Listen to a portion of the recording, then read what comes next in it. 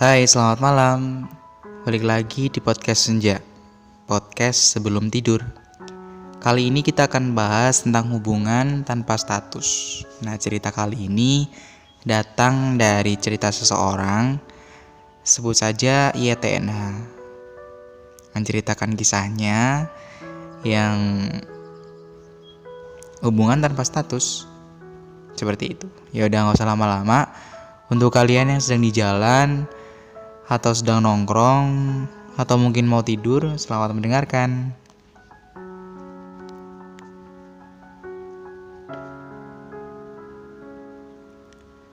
Berawal dari kata kita temenan aja dulu, fokus sama mimpi kita masing-masing, dan bumbu komitmen yang belum jelas arahnya. Awal kenalan dulu pas masih SMA kelas 2. Masih satu sekolah, cuma beda kelas. Kita temenan dan kita tahu masing-masing dari kita itu saling suka, saling memendam perasaan lah.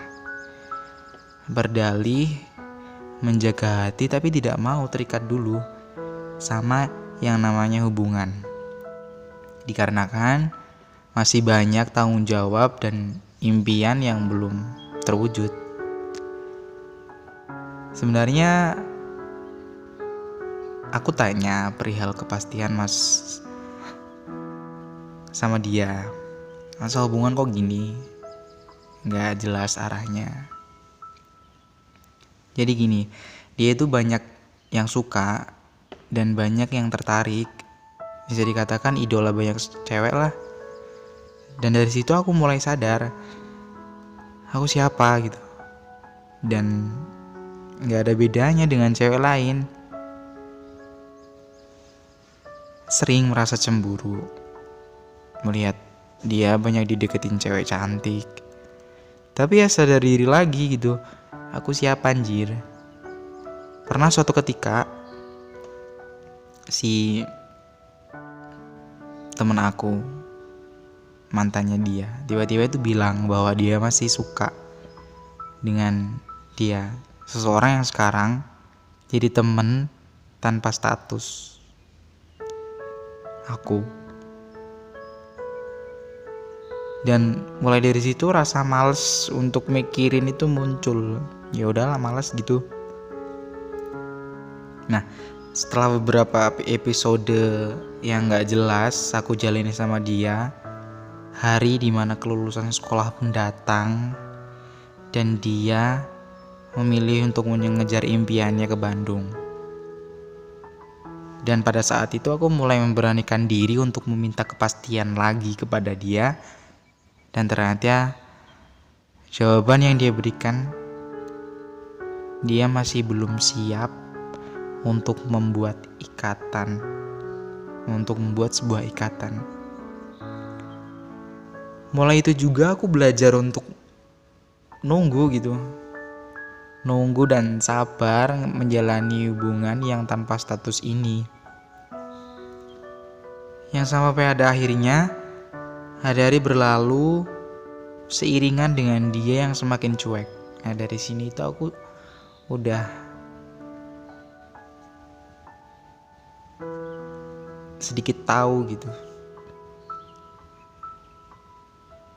Dia itu ambis banget gitu dengan impiannya, dengan mimpinya, dengan cita-citanya menjadi seorang TNI.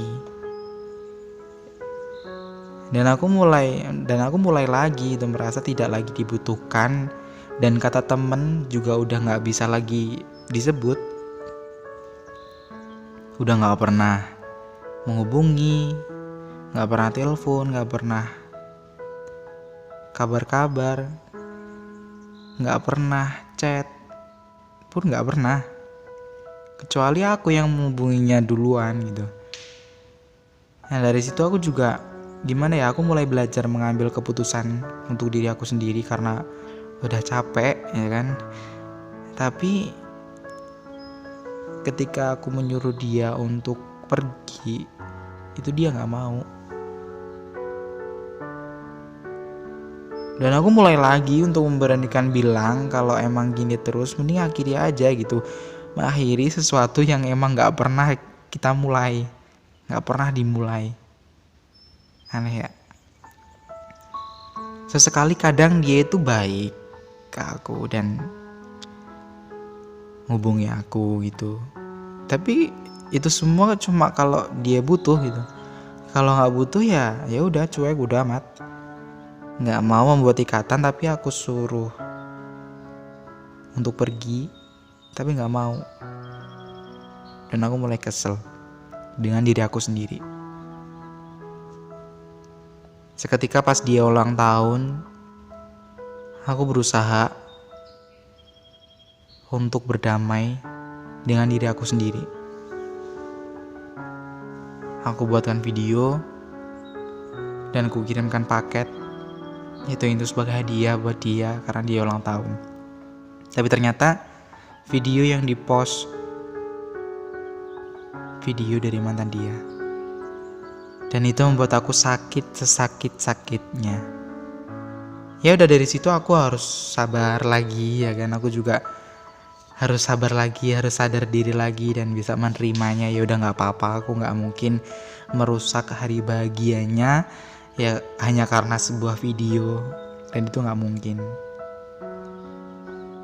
Tapi gimana gitu, aku tuh pengen banget sedewasa mungkin menjadi seorang kayak ya udah, nggak apa-apa kita temenan, tapi juga tahu kapasitas temen yang seperti apa gitu.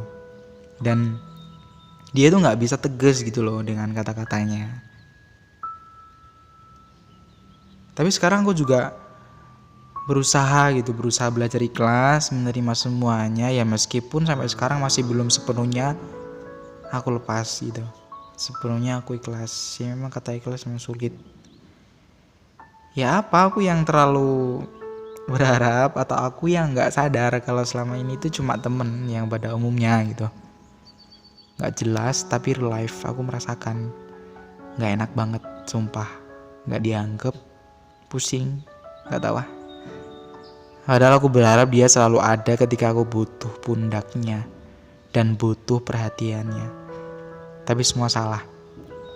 Aku yang terlalu berharap. Dan sekarang aku milih untuk fokus sama studiku, lulus 3,5 tahun dengan nilai yang baik, udah itu aja. Bisa ngebahagiain orang tua dan orang-orang yang menganggapku ada, orang-orang sekitar yang menganggapku ada, orang-orang yang menyayangiku, orang-orang yang selalu support aku ketika aku jatuh.